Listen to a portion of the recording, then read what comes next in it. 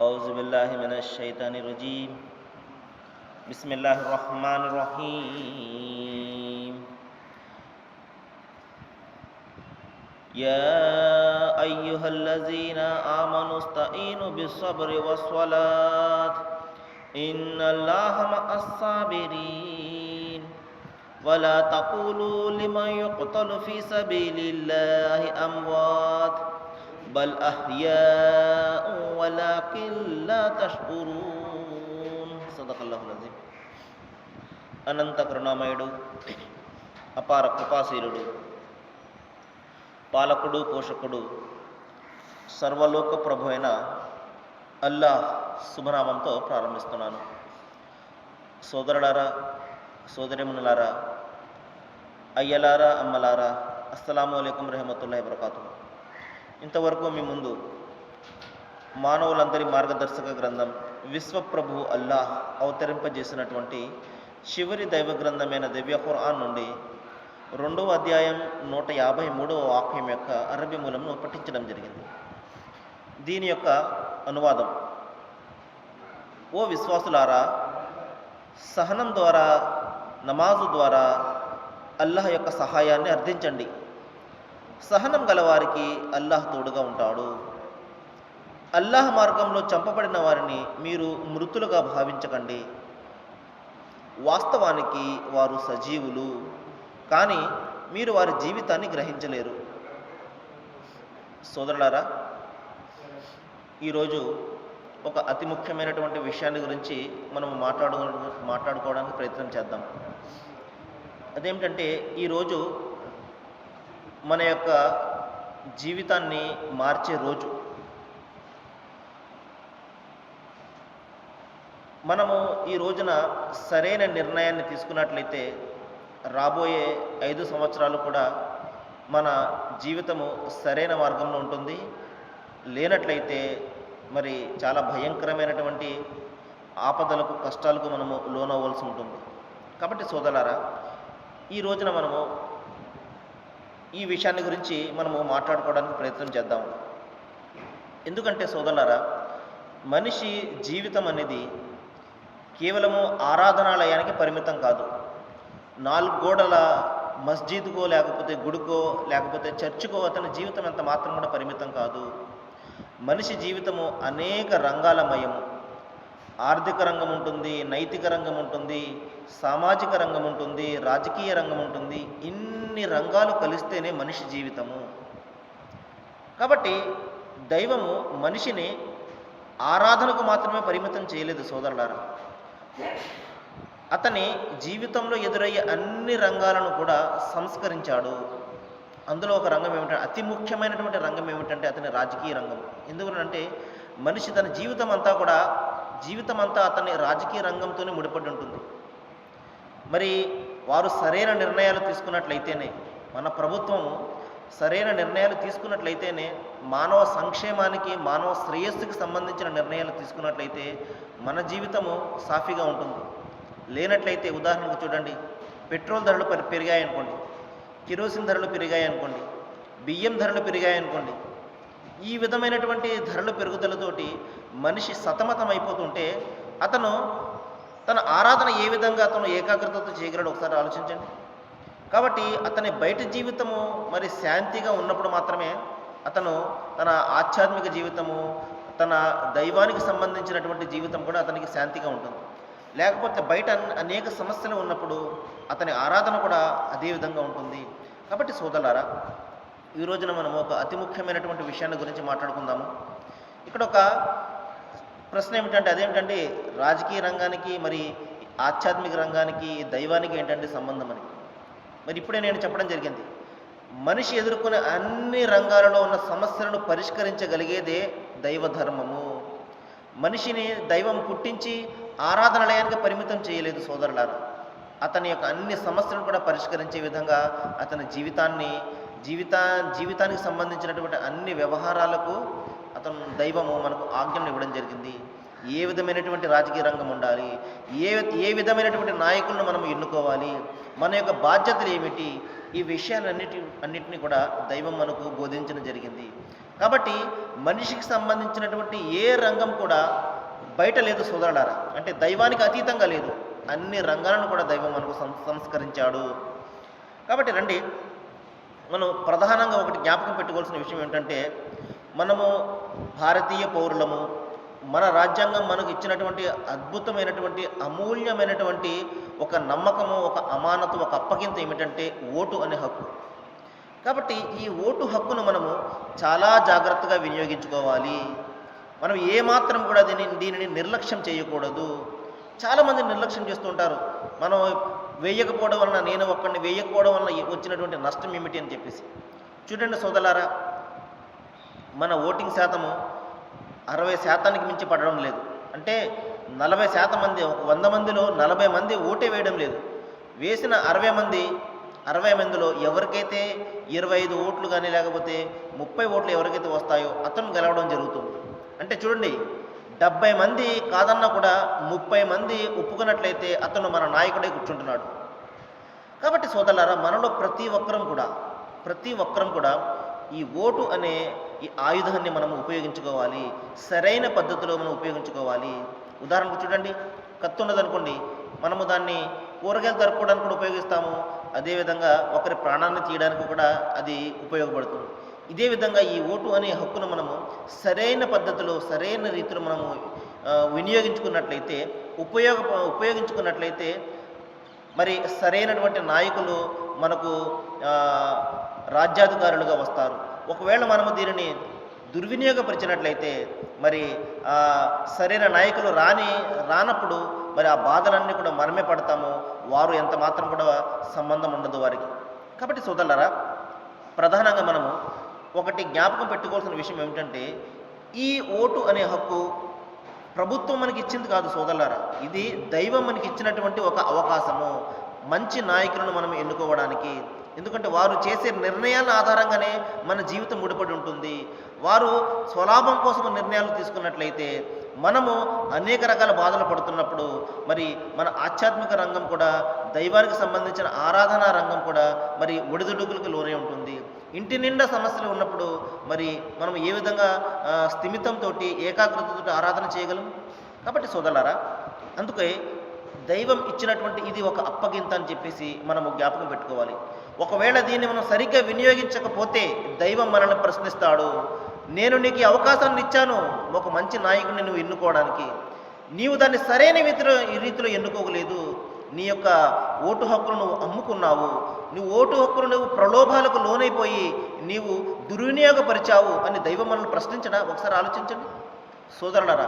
మనము చేసే ప్రతి పని, మనము పలికే ప్రతి మాటను కూడా దైవం మనల్ని ప్రశ్నిస్తాడు. ఇంత అమూల్యమైనటువంటి అవకాశాన్ని దైవం మనకు కల్పించాడు, ఒక సరైన నాయకుడిని ఎన్నుకునే అవకాశాన్ని. దీని గురించి ప్రశ్నించడా? తప్పనిసరిగా ప్రశ్నిస్తాడు సోదరులారా. కాబట్టి మనం ప్రధానంగా జ్ఞాపకం చేసుకోవాల్సిన విషయం ఏమిటంటే, మనము ఓటు సరైన రీతిలో మనము వినియోగించుకోకపోతే దైవం వద్ద మనము సమాధానం చెప్పుకోవాలి, మనము సంజాయిషి ఇచ్చుకోవాలి. కాబట్టి మనము ఈ విషయాన్ని జ్ఞాపకం పెట్టుకోవాలి. ప్రవక్త ముహమ్మద్ సల్లల్లాహు అలైహి వసల్లం వారు ఒక సందర్భంలో చెప్పారు, మీరు ఎలాంటి వారో మీ నాయకులు కూడా అలాంటి వారే ఉంటారు. మనము మంచిగా నిజాయితీతోటి మంచి వ్యక్తిని మనం ఎన్నుకోవాలి అన్న కోరికతోటి మనం ఉన్నట్లయితే మన నాయకులు కూడా అలాగే ఉంటారు. మనము కొద్దిపాటి సొమ్ము కోసము 500, 1000 రూపాయలకు మనము ఓటు హక్కును అమ్ముకున్నాం అనుకోండి, మన నాయకులు కూడా ఆ విధంగానే ఉంటారు. ఒక్క క్షణము మనము జ్ఞాపకం పెట్టుకోవాలి సోదరులారా. ఈ ఒక్కరోజు మనము ఆలోచన చేయకుండా అనాలోచితంగా ఇష్టం వచ్చినట్టు మనము దుర్వినియోగపరిచినట్లయితే రాబోయే 5 సంవత్సరాలు కూడా మనము బాధలు పడాలి. కాబట్టి ఒకటి మనం జ్ఞాపకం పెట్టుకోవాలి, మన నుండి మన ఓటు హక్కును, మన నమ్మకాన్ని ఎవడైతే కొనుక్కుంటాడో అతను ఊరికే కొనుక్కుంటాడా? 5 ఏళ్ల పాటు కూడా దానికి 10 లాగడానికి ప్రయత్నం చేస్తాడు. కాబట్టి అందుకని ప్రవక్త వారు చెప్పారు, మీరు నిజాయితీగా ఉండి మీరు మంచితనంతో ఉన్నట్లయితే మీ నాయకులు కూడా అదే విధంగా ఉంటారు. కాబట్టి తప్పంతా కూడా మనదే సోదరులారా. పలానా నాయకుడు ఆ విధంగా చేశాడు, మరి డబ్బులు తినేశాడు, మరి ప్రజలను పట్టించుకోవడం లేదు అంటే మనం అలాంటి నాయకులు పంపాము. కాబట్టి బాధ్యత అంతా కూడా మన మీద ఉన్నది, మనమే దానికి బాధ్యతను వహించాలి. అక్కడ మంచి నాయకుడు వచ్చినా చెడ్డ నాయకుడు వచ్చినా దానికి కారణం మనమే అవుతాము సోదరులారా. ఈ విషయాన్ని మనం బాగా జ్ఞాపకం పెట్టుకోవాలి. ఇంకొకటి ఏంటంటే, అంతిమ గ్రంథం ఖురాన్లో దైవం చెప్తున్నాడు, ఇన్నల్లాహ యఅమురుకుం అన్ తువద్దుల్ అమానాతి ఇలా అహ్లిహి. ఓ ప్రజలారా, మీరు మీ అమానతులను అయోగ్యులకు అప్పగించకండి. అమానత్ అంటే అప్పగింత, ఒక నమ్మకం. దైవం మనకు ఈ ఓటు అనే నమ్మకాన్ని రాజ్యాంగం ద్వారా మనకు కల్పించాడు, భారత ప్రభుత్వం ద్వారా మనకు కల్పించాడు. దీని గురించి ఆజ్ఞాపిస్తున్నాడు, మీరు అయోగ్యులకు అసమర్థులకు దీన్ని అప్పగించకండి, జాగ్రత్త సుమా. కాబట్టి సరైన రీతిలో మీరు వినియోగించుకోండి. సరైన రీతిలో మంచి వ్యక్తులను మీరు ఎన్నుకోవడానికి నేను ఈ హక్కుని మీకు ప్రసాదించాను. దీన్ని మీరు డబ్బు కోసమో మరొకటి కోసమో మీరు దీన్ని అమ్ముకున్నట్లయితే అలాంటి నాయకులే మీ మీద తిష్ట వేసుకుని కూర్చుంటారు. ఆ తర్వాత వారు చేసే పనులకు మనమే బాధ్యత వహించాలి, కష్టాలు కూడా మనమే పడతాము. చూడండి సోదరులారా, ఇంకొక ప్రధానమైనటువంటి విషయాన్ని నేను చెప్తున్నాను. అదేమిటంటే, ఈ విధంగా ఈ సినిమా స్టార్లను చూసి మనము ప్రలోభాలకి లోనైపోయి మన యొక్క ఈ అమూల్యమైనటువంటి ఓటు హక్కుని ఎంత మాత్రం కూడా దుర్వినియోగపరచుకోకూడదు. మన యొక్క భావోద్రేకాలతోటి మనం ఎంత మాత్రం కూడా ఈ ఓటు హక్కును వినియోగించుకోకూడదు సోదరులారా. ఆలోచనతోటి చేయాలి. ఎందుకంటే సినిమా స్టార్లు అనేవారు వారు ఒక అబద్ధాన్ని 2.5 గంటల పాటు మనకు అందంగా రంగులతోటి మనం చూపిస్తారు. మనం దాన్ని ఎంతగానో ఆనందిస్తాము. కానీ ఆ అభిమానము, ఆనందము ఆ సినిమా హాలు వరకు మాత్రమే మనం పరిమితం చేయాలి. మన జీవితంలో ఎంత మాత్రం కూడా తీసుకురాకూడదు. ఎందుకంటే రేపొద్దున మనము బాధపడితే ఆ బాధను అనుభవించేది మనము, కానీ వాళ్ళు ఎవరు కూడా మనం ఓదార్చడానికి రారు సోదరులారా. ఈ విషయాన్ని మనం జ్ఞాపకం పెట్టుకోవాలి. రేపటి నుండి ఏ సినిమా స్టార్ కూడా తుపాకీ దెబ్బకు కూడా దొరకకుండా మనకు ఏమాత్రం కూడా కనిపించకుండా పోతారు. కాబట్టి రేపొద్దున బాధలు పడేది మనమే అవుతాము. పెట్రోల్ ధరలు పెరిగినప్పటికీ, లేకపోతే బియ్యం ధరలు పెరిగినా, మనము ఈ విధంగా కరెంటు ఛార్జీలు పెరిగినా ఎవరు కూడా, ఏ సినిమా స్టార్ కూడా మనల్ని వచ్చి ఆదుకునేవాడు ఉండడు సోదరులారా. ఈ విషయాన్ని మనం జ్ఞాపకం పెట్టుకోవాలి. మనము మన సమస్యలను ఎదుర్కొనేది మనమే, బాధలు పడేది మనమే. కాబట్టి మన బాధల నుండి బయటకు ఎవడు పడేస్తాడో, ఎవడు నిజాయితీ గల వ్యక్తో అన్నది మనం ఆలోచించాలి. కానీ ఆ అభిమానము, ఆ సినిమా అభిమానం అంతా కూడా సినిమా వరకు మాత్రమే మనము పరిమితం చేయాలి. వారిని చూసి మనము మన భావోద్రేకాలతోటి మనము ఎంత మాత్రం కూడా మన ఓటు హక్కును దుర్వినియోగపరచుకోకూడదు సోదరులారా. ఈ విషయాన్ని మనం జ్ఞాపకం పెట్టుకోవాలి.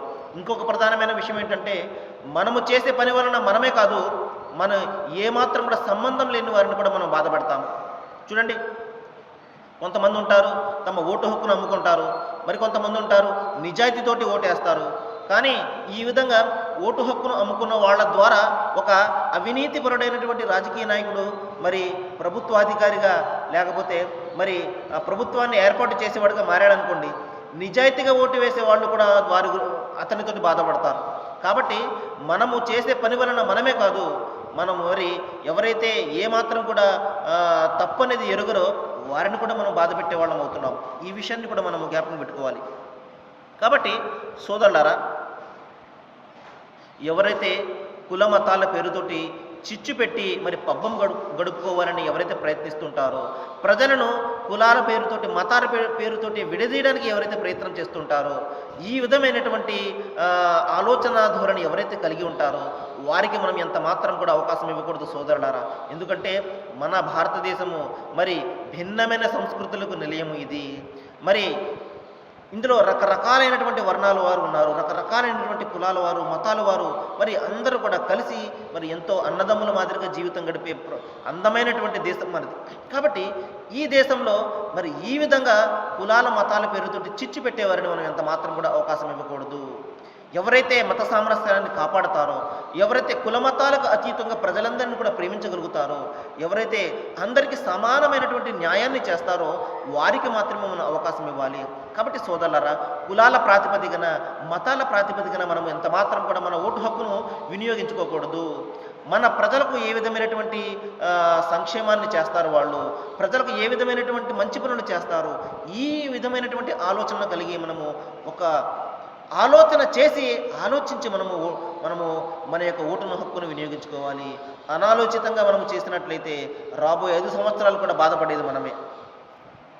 చూడండి, అంతిమ గ్రంథం ఖురాన్లో ఒక సందర్భంలో దైవం చెప్తున్నాడు, సోదరులారా, మనము మన నాయకుల కోసము ప్రాణాలను కూడా అర్పించడానికి సిద్ధంగా ఉంటాం.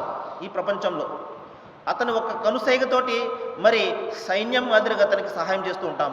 చూడండి, రాజకీయ నాయకుడు ఒక్కడే ఉంటాడు, కానీ అతని వంట మంది మార్బలం ఉంది చూశారు, వాళ్ళు లేకపోతే ఆ రాజకీయ నాయకుడి బలమే లేదు, ఆ సినిమా స్టార్ యొక్క బలము కూడా లేదు. బలమంతా కూడా అతన్ని అనుసరించేవారు, అతను అభిమానించేవారు బలమే.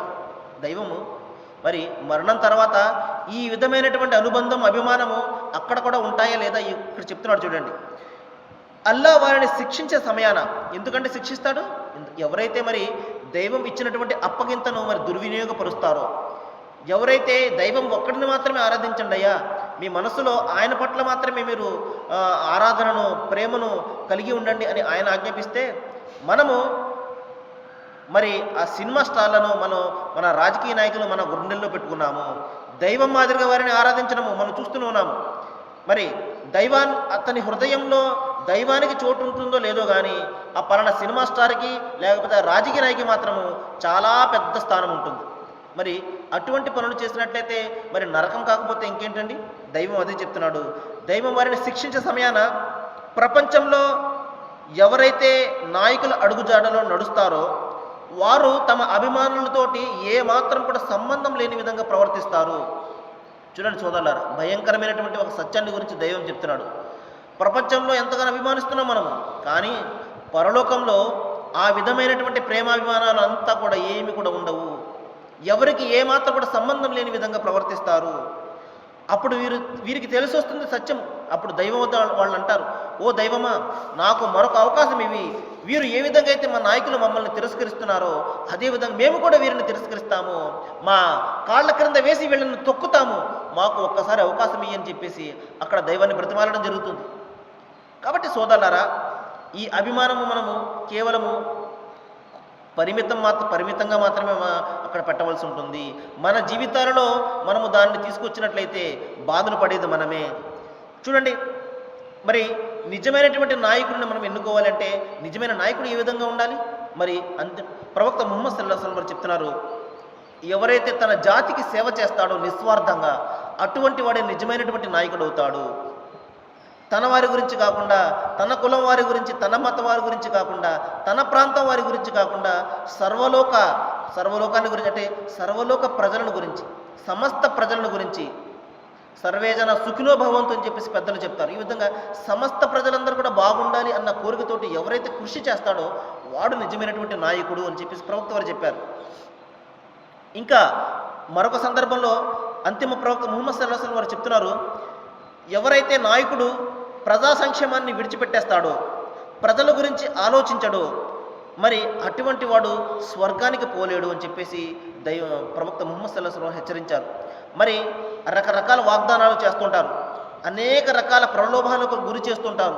అవన్నీ కూడా చేసి ఓట్లు వేయించుకుని తర్వాత ఎవరైతే మర్చిపోతారో, చేసిన వాగ్దానాలను ఎవరైతే మర్చిపోతారో, ప్రవక్త ముహమ్మద్ సల్లల్లాహు అలైహి వసల్లం చెప్తున్నారు, అటువంటి వారు సమస్త ప్రజల యొక్క పాపాలను కూడా నెత్తి మీద పెట్టుకుంటారు అని చెప్పేసి హెచ్చరించడం జరిగింది. అతని ఒక్క పాపమే కాదు, అతని మాటల ద్వారా ఎవరినైతే ఎంతమందిని అయితే మోసం చేస్తాడో వారి అందరి పాపాలను కూడా అతను నెత్తి మీద పెట్టుకుంటాడు అని చెప్పేసి ప్రవక్త ముహమ్మద్ సల్లల్లాహు అలైహి వసల్లం హెచ్చరించారు.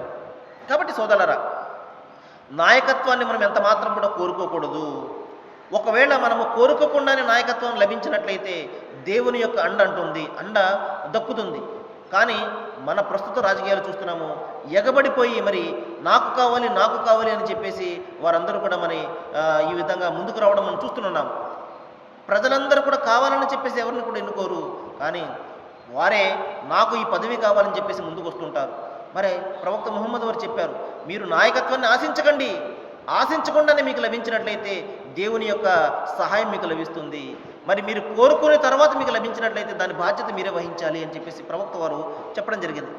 కాబట్టి సోదరులారా, మరి ఎవరైతే దైవభీతి గలవారై ఉంటారో, ఎందుకంటే ఈ సృష్టిలో మనిషిని ఒక మంచి వ్యక్తిగా మార్చేది అతనిలో ఉండే దైవభీతి, పాపభీతి మాత్రమే. మరి ఏ విషయం కూడా అతనిని కంట్రోల్ చేయలేదు, అతనిని నియంత్రణ చేయలేదు. సోదరులారా, అతను చెడు అలవాట్ల నుండి బయటపడాలన్నా, మరి మంచి చేయాలన్నా, ఒక మంచి వ్యక్తిగా మారాలన్నా, సమాజ శ్రేయస్సు గురించి ఆలోచించాలన్నా, ప్రజల శ్రేయస్సు గురించి ఆలోచించాలన్నా అతను తన దైవానికి భయపడాలి, దైవభీతి పరుడే ఉండాలి. అప్పుడు ఒకవేళ నేను ప్రజలను మోసం చేస్తే దైవం వద్ద సమాధానం చెప్పుకుంటాను అన్న భీతి అతనిలో ఉన్నట్లయితే అతను ఒక మంచి నాయకుడిగా ఉంటాడు. అతని ద్వారా ప్రజలందరూ కూడా సుఖపడతారు, ప్రజలందరికీ కూడా సంక్షేమం జరుగుతుంది. అందుకనే దైవభీతి భీతి గలవారు ఎవరైతే ఉంటారో వారిని మనం ఎన్నుకోవాలి. తన కోసం కాకుండా తన వారి కోసం ఎవరైతే పాటుపడతాడో అటువంటి వారిని మనం ఎన్నుకోవాలి. మరి సోదరులారా, మరి అంతిమ రోజుల్లో ప్రవక్త ముహమ్మద్ సల్లల్లాహు అలైహి వసల్లం వారు ఒక హెచ్చరికను కూడా చేశారు. అంతిమ రోజుల్లో ఎవరైతే తన జాతిలో అత్యంత నీచుడే ఉంటాడో వాడు మీకు నాయకుడే కూర్చుంటాడు అని చెప్పేసి ప్రవక్త వారు హెచ్చరించాడు. కాబట్టి మనము నిజాయితీ పరులు, దైవభీతి పరులు మనకు ఎంత మాత్రం కూడా కనబడడం లేదు. కాబట్టి జాతిలో అత్యంత నీచుడు ఎవరైతే, మరి అనేక పోలీసు కేసులు ఎవరికైతే ఉంటాయో, ఎవరైతే నీచుడైనటువంటి వ్యక్తి ఉంటాడో అటువంటి వాడు మన నాయకుడైపోతున్నాడు, మరి మన మీద రాజ్యాధికారాన్ని చెలాయిస్తున్నాడు. దీనికి కారణం ఏమిటంటే మనం మాత్రమే మన అమూల్యమైనటువంటి ఓటు హక్కును మనము డబ్బుల కోసం మనం అమ్ముకొని సరైన వ్యక్తిని ఎన్నుకోకపోతే సోదరులారా, ఆ తర్వాత పడేది బాధలన్నీ కూడా మనమే. ఏ రాజకీయ నాయకుడు కానీ, ఏ సినిమా స్టార్ కానీ, ఏ క్రికెట్ స్టార్ కానీ ఎవరు కూడా వచ్చి మనల్ని ఆదుకునేవారు ఉండరు. ఆ బాధలన్నీ కూడా మనమే పడవాలి. మరి ఇంట్లో కరెంటు సరిగ్గా లేదు, లేకపోతే పెట్రోల్ ధరలు పెరుగుతున్నాయి, ధరలన్నీ కూడా పెరుగుతున్నాయని చెప్పేసి మనం తర్వాత లబోదిబోమని మనం ఏడుస్తాము, కానీ దానికి కారణము మనమే అన్న ఆలోచన మనం చేయము. కాబట్టి సోదరులారా, చివరి అవకాశము మనకు, మరి తర్వాత రాబోయే 5 సంవత్సరాలకు మనం బాధలు పడకుండా ఉండాలంటే నిజమైనటువంటి ఎవరైతే డబ్బు పెట్టి కొనకుండా నిజాయితీతోటి ఎవరైతే ఉంటాడో వాడికి మనము ఓటు హక్కునివ్వాలి. అటువంటి వారు మరి రాజ్యాధికారాన్ని పొందినట్లయితే ప్రజల శ్రేయస్సు గురించి పాటుపడతారు. కాబట్టి సోదరులారా, నేను అందరికీ కూడా విజ్ఞప్తి చేస్తున్నాను, ఒక్క క్షణం ఆలోచించి మనము రాజ్యాంగము మనకు కల్పించినటువంటి అమూల్యమైనటువంటి అవకాశాన్ని మనం సద్వినియోగపరుచుకోవాలి. మరి మంచి నాయకుడిని మనం ఎన్నుకోవాలి. దైవము మీకు నాకు మనందరికీ కూడా మంచి నాయకుడిని ఎన్నుకునే ఆ జ్ఞానాన్ని, సత్యాన్ని ప్రేమించే తత్వాన్ని దైవం మనందరికీ కూడా ప్రసాదించుగాక. ప్రలోభాలకు ఎంత మాత్రం కూడా మనం లొంగకుండా, అమూల్యమైనటువంటి తల్లి లాంటి ఓటును మనం ఎంత మాత్రం కూడా అమ్ముకోకుండా, మరి నిర్లక్ష్యం వహించకుండా, మరి మనందరం కూడా సరైన రీతిలో దీన్ని ఎన్నుకున్నట్లయితే మనము సుఖంగా ఉంటాము, మన ద్వారా ఇతరులకు కూడా సుఖం వస్తుంది. లేనట్టయితే మనము చేసిన తప్పు వలన మనము బాధలు పడతాము, ఇతరులను కూడా బాధలు పెట్టిన వాళ్ళం అవుతాము. దైవం మీకు నాకు మనందరికీ కూడా మంచి చేయగాక. మనము మన జీవితాలను మార్చే మంచి నాయకులను దైవం మనకు ప్రసాదించుగాక. మరి ఎవరైతే ప్రజలను కులమతాల పేరుతోటి విడదీయడానికి ప్రయత్నాలు చేయడానికి ఎవరైతే ముందుకు వస్తున్నారో వారి యొక్క ప్రయత్నాలను దైవము మరి త్రుంచివేయుగాక. వారిని దైవము ఎంత మాత్రం కూడా అధికారానికి దూరంగా ఉంచాలని చెప్పేసి నేను దైవాన్ని ప్రార్థిస్తున్నాను. వాహిరు దవ్వానా అనిల్ హమ్దులిల్లాహి రబ్బిల్ ఆలమీన్. అస్సలాము అలైకుం.